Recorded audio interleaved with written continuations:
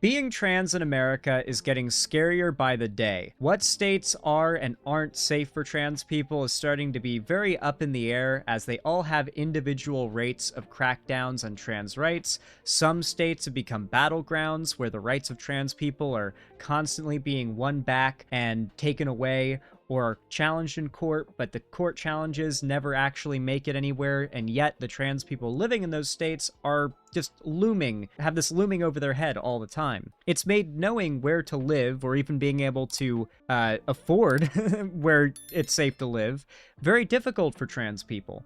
And that is why there's been a dedicated effort by some transgender rights activists to keep an updated map based on current legislation and past laws on where it is safe to be trans and where it is not safe to be trans. And mind you, this doesn't just apply to where you should live, but also to where you might travel. Going on a road trip, might want to consult this map, because we've got a map. In fact, specifically to show us this map and talk about it, we have, of all people, Misha Collins. The actor who you might know for playing Castiel in Supernatural did an interview with Aaron Reed on the topic of trans acceptance and the amount of rights that trans people have, how safe it is to be a trans in given states, and which states are the most dangerous and which states are the safest. I thought this would be an interesting one for us to watch. So, let's take a look. Okay, while Emily's peeing, we're going to try to have a conversation with each other that also keys you, the viewer, into what it is that we're talking to Aaron Reed and Zoe Zephyr about today. Before Emily gets back from the bathroom, I'm going to share with you a couple of things. It is Mount Chemical Aaron from The Boys. Reed is a journalist and an advocate for trans rights. She is put together this incredible map of America and trans laws there and where it's safe to travel if you're trans. Yeah, Florida and Texas. They're the heart of darkness, bro. Look at that shit. It looks like in like a video game when the map is marked, absolutely don't go here. This is absolute certain death. Like, don't go here till you're max level, you beat the game, and you're overpowered as fuck. You gotta be like a level 100 trans person to survive in Texas and Florida.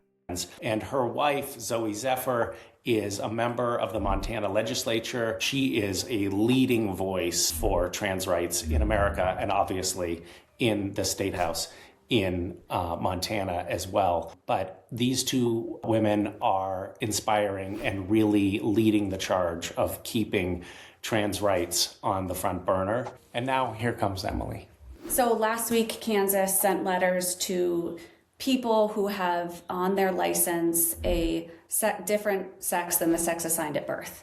And they said, Kansas is the often under-credited, awful state to be trans in. Get out of there, trans Kansans. I know it's cheap as fuck. You might want to hop on over one state. I hear it's almost just as cheap across the state lines, but good God. It's Kansas City, right? Isn't Kansas City like the cheapest city in America to live in? I think if you live on the other side of the state line, though, it gets more expensive, but not by much. So I get it if you're trans and you're living in like Kansas City and you benefit from really low housing prices, then it'd be rough to face the idea of moving, but your safety matters. You might want to get out of there.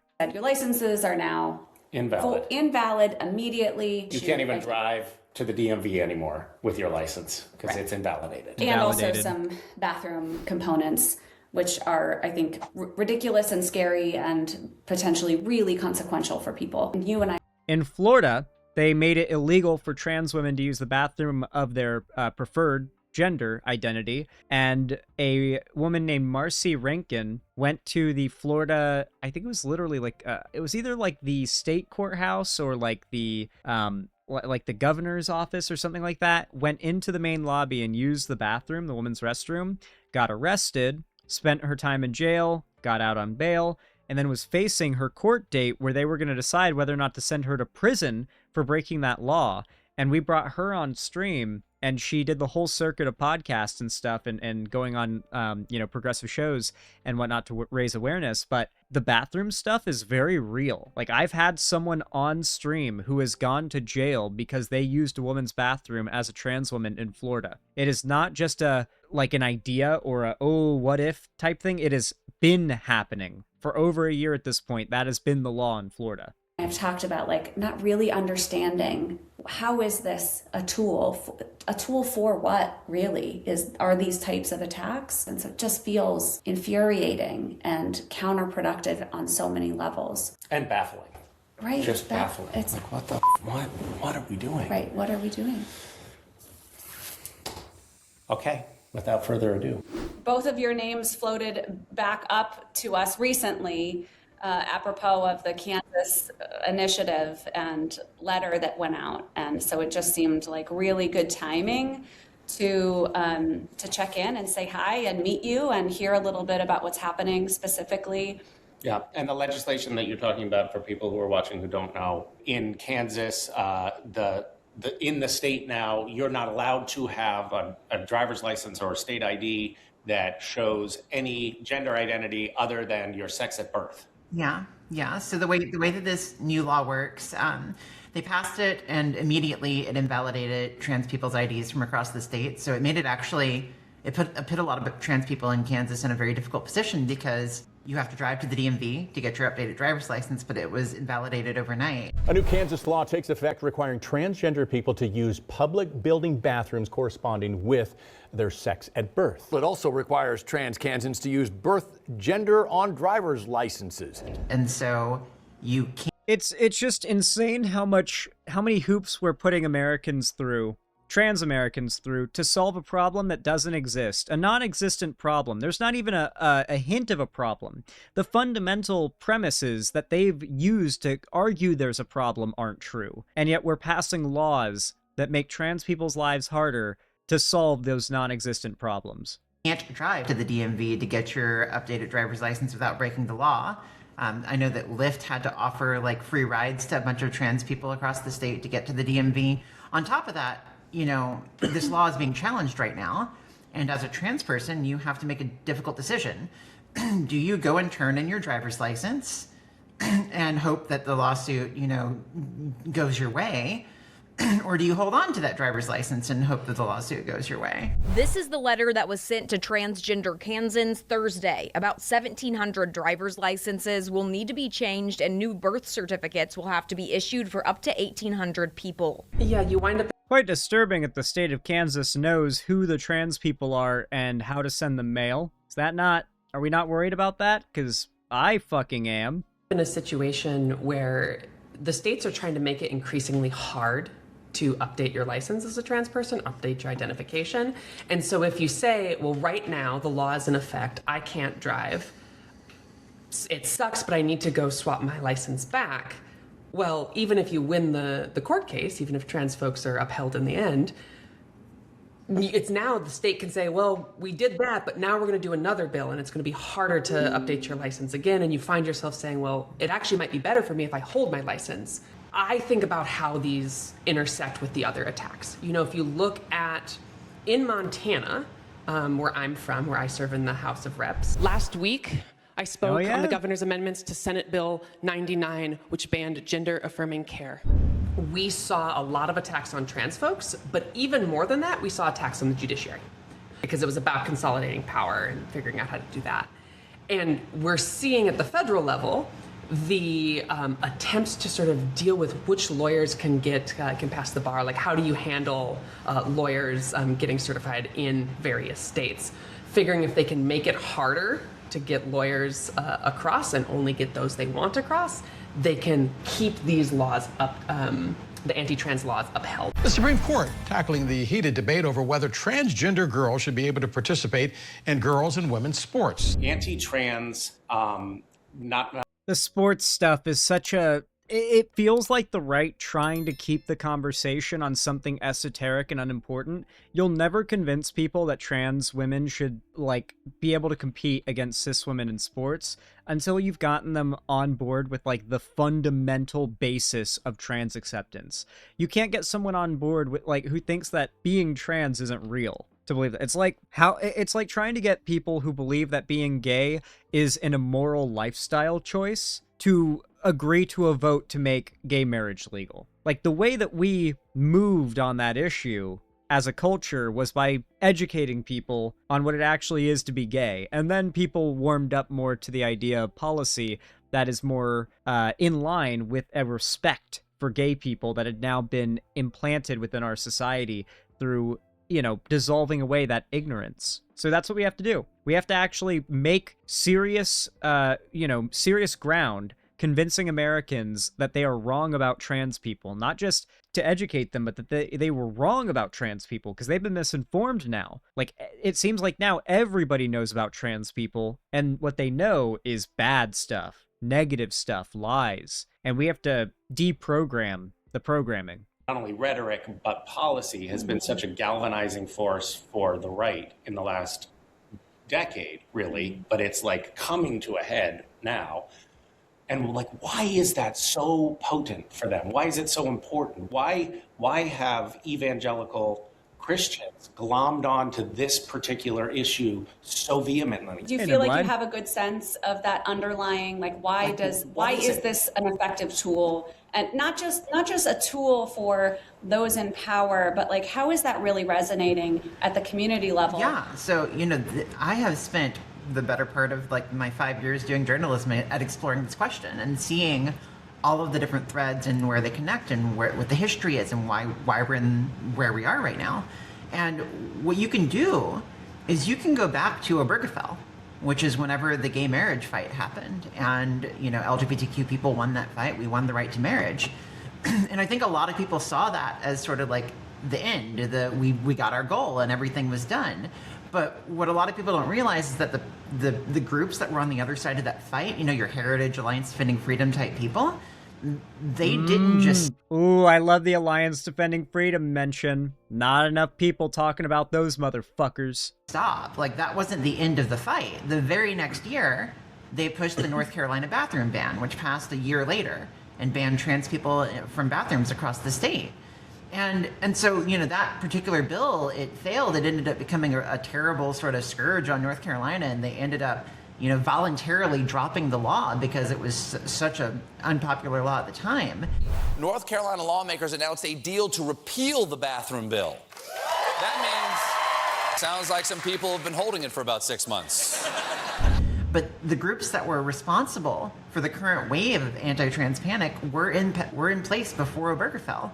And so now what you have is, if you look at the way that people actually treat this issue, if you look at polls, people have a variety of opinions on transgender things like athletes and bathrooms and whatnot, but they also don't vote on this. Like, this isn't an issue that everybody cares about. People aren't walking around all day long wondering who's in the bathroom. They care about the money that's in their pocket, the jobs that they have, etc. And so the reason why you see this as big as it is right now is not because this is a community level thing. It's not because there are people in the community that are pushing for these laws.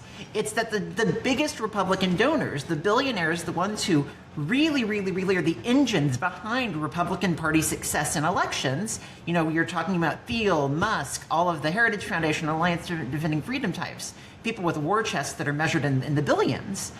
Yep, it's the money. It's the fucking money, man. Like, the grassroots funding that progressive movements and whatnot require is so much harder to raise compared to just being able to sign a contract and get millions of dollars to push right-wing propaganda, Like these right-wing propagandists can just day one be like full-time propagandists, like live in a studio making propaganda. Like most left-wing creators, you gotta have a job on the side. This shit is not the kind of thing that grifters gravitate towards, And the fact that they've got this army of grifters on the right means they've just got so many free mouthpieces, and it means they can just flood the zone, as they call it, with shit. They're the ones that are pushing these policies. They want them. That's what they want. In general, wherever you fall on the political side of the spectrum, you have a sense that things are getting harder. And it's really easy to find a scapegoat if it's a scapegoat that is small enough not to be present. It's the same reason, critical race theory came up in 2019, 2020. That was, the buzzword. It's why every election you watch Fox News say something about a quote-unquote migrant caravan that is making its way to the border, just about to show up on election day, and then that drops off the radar. looking for voter mobilization strategies, and then again, the far right, the sort of MAGA faction of the Republican Party, is looking for things to pull the rest of the Republican Party towards fascism, towards authoritarianism. And one of the ways you do that is you find something you can send out horrible mailers on again and again and again.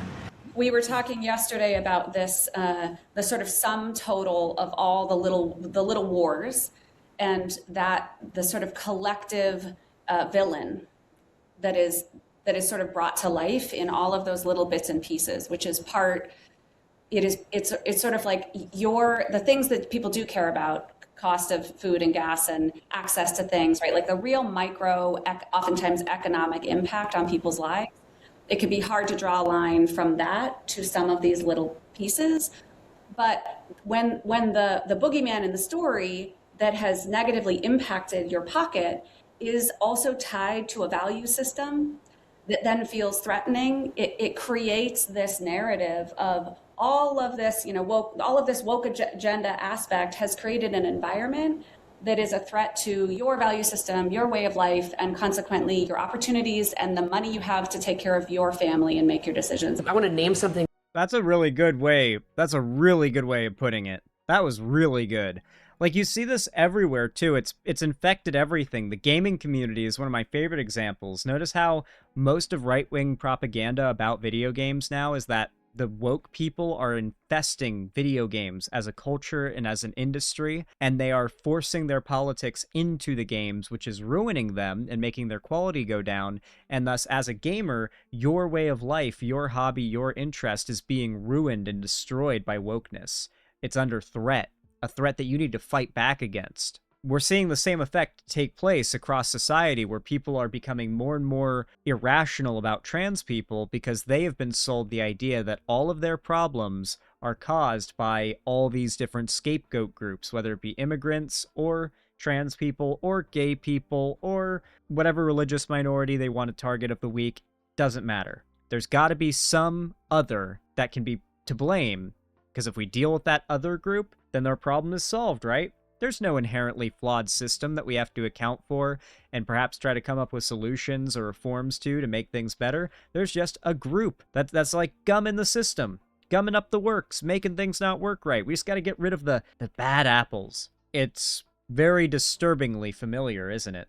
Anyway, folks, if you enjoyed this segment, consider leaving a like and a comment down below. Subscribe and ring the bell icon if you want to see more from me. Join my fan Discord or follow my social medias through the links down in the description, and consider, if you want to support the channel directly, donating, subscribing, or gifting a sub on my website, xanderhall.com/live, or support me over on YouTube. I make all these videos and stream and all that good stuff all on my own, and we here on the left are entirely grassroots funded, so your support is always appreciated if you can afford it. And of course, don't forget to just have a nice day.